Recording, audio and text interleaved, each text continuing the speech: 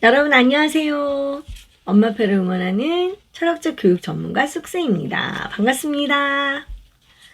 네, 오늘은 지난번에 예고했듯이 덧셈, 뺄셈 사이의 관계 또는 곱셈, 나눗셈 사이의 관계 요거 두 가지를 우리가 한번 얘기해봤으면 좋겠어요. 이 여러분 관계라는 단어를 잘 받으셔야 돼요. 이 관계라는 단어를 수학이라고 하는 거는 원래 자연 현상을 설명하기 위해서 만들어진 거죠. 자연 현상을 설명하는데 그 설명하는 언어가 바로 수학이거든요. 자연 현상을 설명하기 위한 언어. 그러니까 과학이랑 되게 많이 연결돼 있는 거예요. 옛날에는 자연 철학이라는 단어로 이것들을 모두 뭉뚱그려서 얘기했었고 그 안에 철학과 과학과 수학이 다 이렇게 뭉뚱그려져 있었는데 이게 이제 데카르트 이후로 이런 것이 좀 많이 분리가 된 그런 거거든요. 근데 아무튼 뭐 그거는 둘째 치더라도 덧셈 뺄셈이 설명하고자 하는 어떤 자연현상이 있었을 거예요. 덧셈 뺄셈이 설명하고자 하는 자연현상. 그게 복잡하겠나요? 아니면 곱셈 나눗셈이 표현하고자 하는 자연현상이 훨씬 더 복잡할까요? 당연히 곱셈 나눗셈이 훨씬 더 복잡합니다. 그리고 사회가 발달할수록 세상의 변화가 빠르면 빠를수록 이것만으로 사실 모자라죠. 그래서 가다가 보니까 뭐 미분도 나오고 적분도 나오고 지수도 나오고 로그도 나오고 이런 것들이 점점 많아지는 거예요. 괜히 그런 것들이 이제 나오는 게 아니죠. 그리고 수의 세계도 처음엔 자연수에서 충분했어요. 그런데 하다 보니까 분수가 필요해서 분수가 만들어지고, 이걸로 모자라니까 소수가 또 만들어지고, 또 그것만으로는 또 안 되니까 나중에 숨겨진 무리수의 세계, 그런 것들도 나오게 되고, 그것만으로도 또 모자라 서수가 등장을 하게 되고, 이렇게 수의 세계도 점점 늘어납니다. 우리는 이제 초등학생이기 때문에 자연수, 분수, 소수, 0을 포함한 양수의 세계에서만 우리가 이제 이야기를 하면 되기 때문에 그렇게까지 고도의 어떤 현상을 설명할 수는 없어요. 고도의 현상을 설명할 수는 없는데 이 덧셈, 뺄셈과 곱셈, 나눗셈 사이 얘네들 사이의 어떤 관계를 가지고 이것들의 어떤 기본 원리에 입각하여 그에 나중에 생기는 것들은 그걸 바탕으로 해서 항상 생각을 하게 되는 거죠. 이 기본이 되는 것들이에요. 자, 이제 그런 것들인데 더하기를 표현하는 게 크게 두 가지가 있어요. 덧셈을 표현하는 게 똑같은 2 더하기 3이에요. 2 더하기 3은 3 더하기 2. 우리가 이게 교환법칙이라고 성립을 하잖아요. 근데 얘네들이 교환법칙이 성립을 한다는 건 결과가 성립을 한다는 거예요. 2 더하기 3을 하나, 3 더하기 2를 하나, 그 결과는 동일하다라는 거지 2 더하기 3과 3 더하기 2가 그 경우가 항상 똑같진 않아요. 왜냐하면 덧셈의 경우는 크게 결합과 추가의 경우가 있어요. 결합은 어떤 거냐면 동일한 집단, 동일한 그 자격을 가진 집단, 하나의 집단과 두 개의 집단을 이렇게 두 개를 묶는 거야. 그냥 얘네 별도의 집단이 있는데 그 두 개의 집단을 묶는 거, 이게 결합이에요. 그럼 그때는 2 더하기 3을 하나, 3 더하기 2를 하나 어떻겠어요? 똑같죠. 동일한 집단이니까. 근데 이런 상황을 한번 생각해 보세요. 내가 2야. 2개가 있었어요. 내가 뭐 펜이 2개가 있었는데 이 펜 2개가 있었는데 나중에 펜을 3개를 여기다 가져왔어. 그럼 같은 동일한 종류지만 얘는 원래 있던 애고 나중에 이 안에 다른 애들이 들어왔죠. 그걸 추가라고 하는 거예요. 그럼 2 더하기 3은 2가 먼저 2개가 있었고 3개가 나중에 들어왔다는 뜻이고 3 더하기 2는 어때요? 먼저 3이 있었겠죠. 먼저 3개가 있고 나중에 2개가 들어왔던 거예요. 상황이 다르단 말이죠. 그죠? 그러니까 결과적으로 봤을 때는 교환법칙이 성립을 하지만 그것을 항상 같은 상황이라고 볼 수는 없다. 이게 왜 그러냐면 얘를 빼기로 한번 연결해 볼게요. 제가. 자, 아까 결합의 상황에서 자, 빨간 구슬이 2개가 있고 파란 구슬이 3개가 있어. 그런데 빨간 구슬과 파란 구슬을 전부 다 합했더니 얼마가 됐어? 5개가 됐어. 이렇게 우리가 얘기할 수 있어요. 빨간 구슬과 파란 구슬은 둘 중에 누가 더 우선이라고 얘기할 수 없다. 각각을 비교하는 거니까. 자, 제가 이걸 빼기 상황으로 바꿔볼게요. 빨간 구슬이 2개가 있고 파란 구슬이 3개가 있어. 자, 빨간 구슬이 하나가 있고 빨간 구슬이 2개가 있고 파란 구슬이 3개가 있어. 자, 얘네 둘을 비교해보자.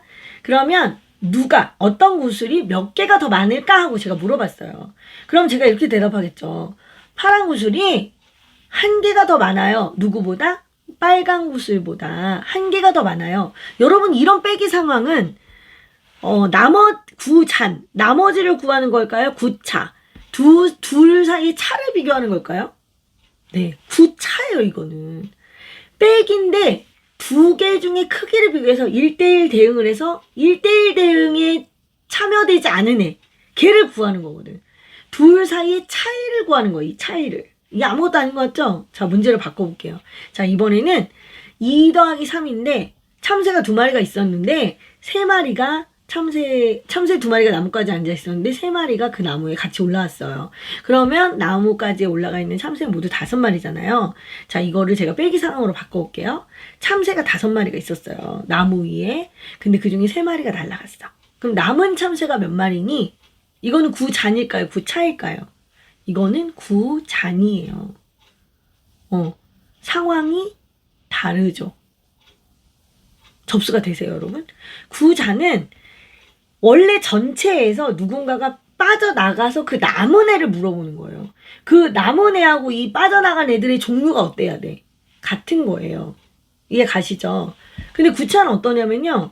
내가 처음에 비교하고자 하는 대상, 그 비교하고자 하는 대상의 종류가 굳이 같을 필요가 있을까 없을까? 없어요. 꽃병이 꽃을 꽂았어, 내가. 근데 꽃병이 5개 있는데 꽃은 6송이가 있어.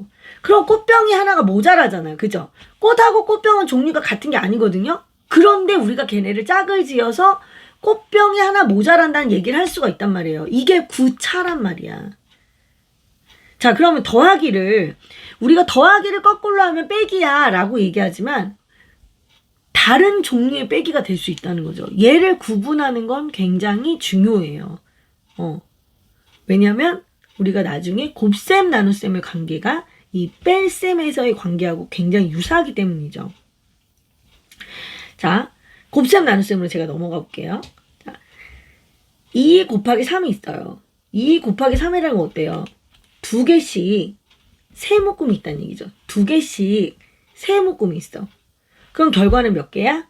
6개야. 6 묶음이 아니라 6개가 되겠죠. 2개씩 세 묶음이니까. 둘. 2개씩 세 묶음은 6개야. 우리가 이렇게 얘기할 수 있어요. 맞죠? 네. 그럼 이거를 나누기로 바꿔볼게요. 자, 그럼 6을 나누는 게 2가지로 나눌 수 있단 말이야. 얘를. 어떻게? 2개를 물어볼 수도 있고 세 묶음을 물어볼 수도 있잖아. 그렇지 않아요?